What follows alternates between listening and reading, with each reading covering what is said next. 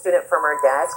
It went viral in one day. Authorities in Columbia, South Carolina say the student had refused to leave for some reason.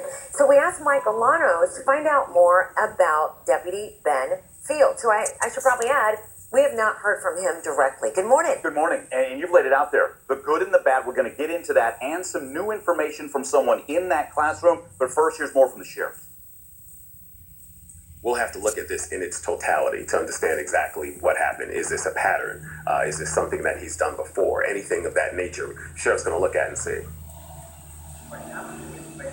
Affiliate is reporting that they talked to a girl that was in the classroom. As we take a look at this one more time, what happened, and the young lady's take who was in the classroom said that the student was not participating, and that's what led to this. Now, is this the final word? Absolutely not. We'll continue to dig to find out more specifics, but that's one other angle as to what led to all of this. Robin had mentioned it. What are the past accusations? Also, accommodations.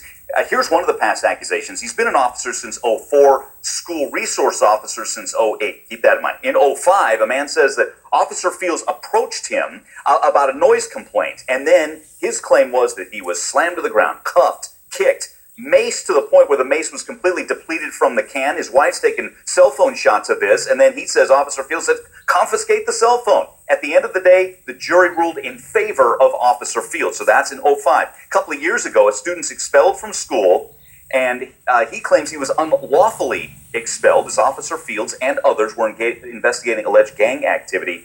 This student claims lack of due process, negligence. Officer Fields is one of 10 defendants in a case that's going to go to trial in January. So those are some past accusations. How about an accommodation? Just last year, he was given the Culture of Excellence Award from an elementary school for being an exceptional role model. So that's just the picture we're getting here. A couple of other things concerning Officer Fields. He's a competitive weightlifter, also reportedly strength coach, defensive line coach for the football team as well. So we're still piecing all of this together. We find out really, Robin, more about the officer in question. Okay, and our folks and their opinion about what's happening? Yeah, we didn't really have that specific question. Just people are, when they see video like this, they want to weigh in. Chris says this: how was the student combative sitting at her desk that was required the physical force that was used? The cop was the one that attacked. Now, Julia says the video only shows the actions of the officer. However, if her behavior was uncooperative and the refusal to follow school guidelines, then she should have been placed on suspension with possible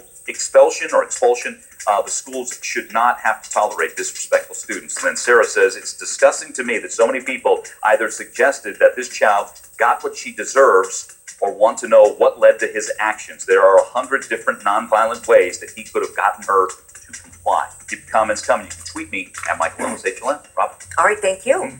6 big money donors who